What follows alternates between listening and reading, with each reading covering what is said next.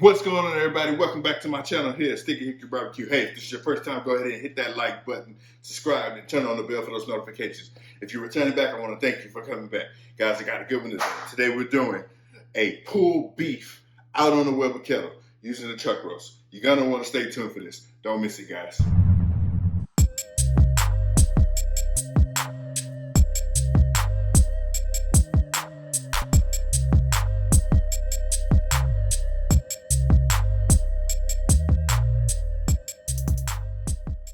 All right, guys and gals, welcome back to my channel here, Sticky Hickory BBQ. Go ahead and hit that like button. All right, let YouTube know we're doing something good over here, guys. Today I got a good one. As I mentioned, we're doing pulled beef. I have here a boneless chuck roast, beef chuck roast. We're doing pulled beef, guys. We're gonna go ahead and get this open, get it on the cutting board, and get right into this recipe. I'm gonna go ahead and pat this puppy dry. Go ahead and get this bad boy dried up. Take that pamper off.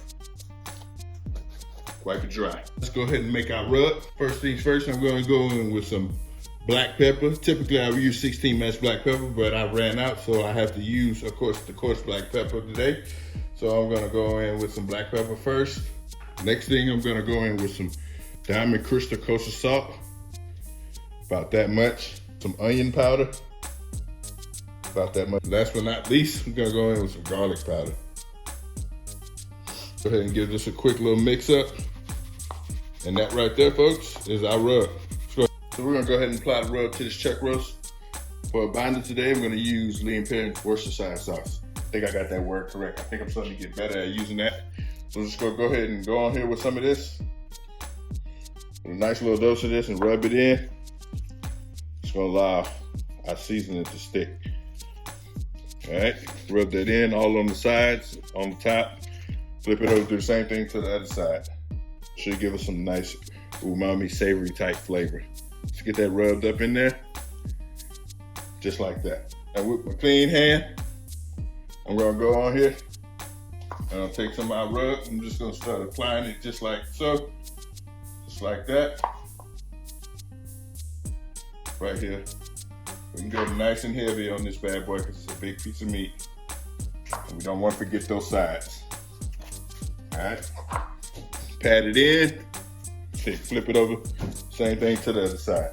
Pick it up, just like that on our sides. So we're just gonna go ahead and let this sit here. Let's go outside, let's fire up the Weber kettle, let's get it fired up and let's get it going.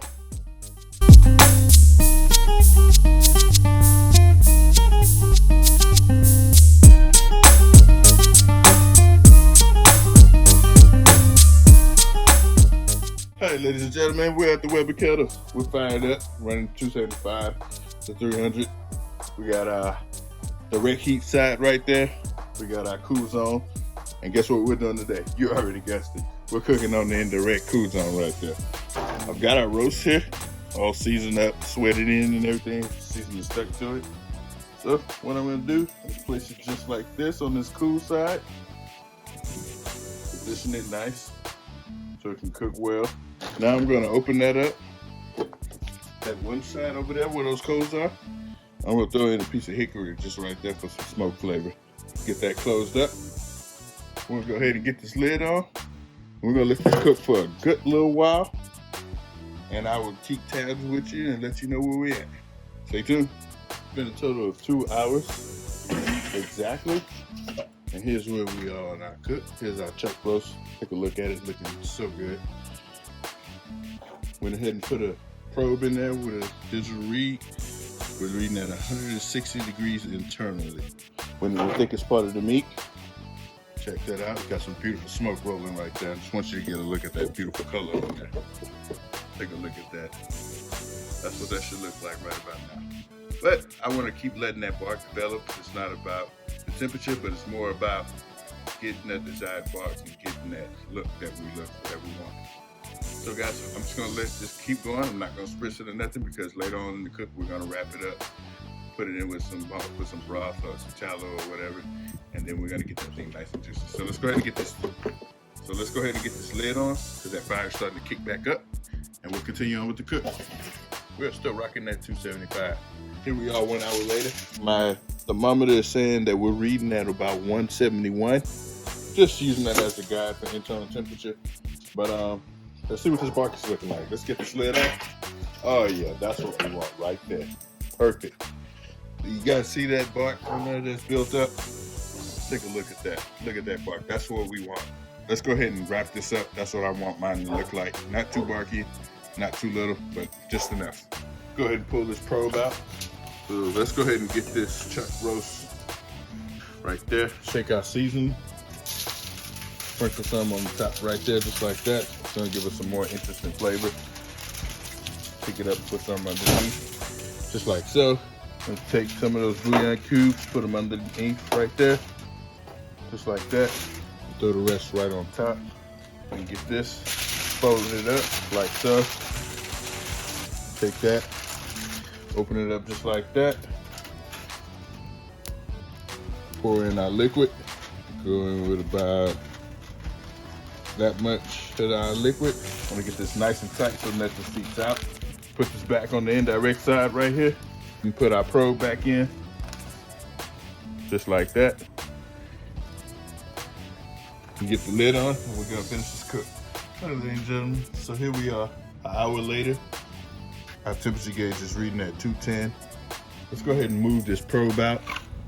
Get our chuck roast out onto the cutting board. Then we're gonna go ahead and go inside. We're gonna let this rest for about 30 minutes. Then we'll start shredding it and getting it to the taste test. So this chuck roast has been on the board. It's been resting for about 30 minutes. So let's go ahead and open this up. And as you can see, it's shrunk significantly. And we've got quite a bit of juice down there. We'll move this to the side. We got 2 forks here that I'm going to use to shred this with. Put it onto the cutting board. Go ahead and go here. And just like that, as you can see, that just starts pulling apart, starts shredding. So we're gonna get this all shredded up and then we're gonna taste test it. Here we are, guys. Got it all shredded up nice and neat. I know what you're waiting for. You're waiting for the taste test. So let's go ahead and get a piece of this right here. As you can see, just like that, pulls apart, shreds, real nice. So let's get a piece of that, let's taste it. There you go. Some savory flavors in there. Yeah. That's where it's at right there.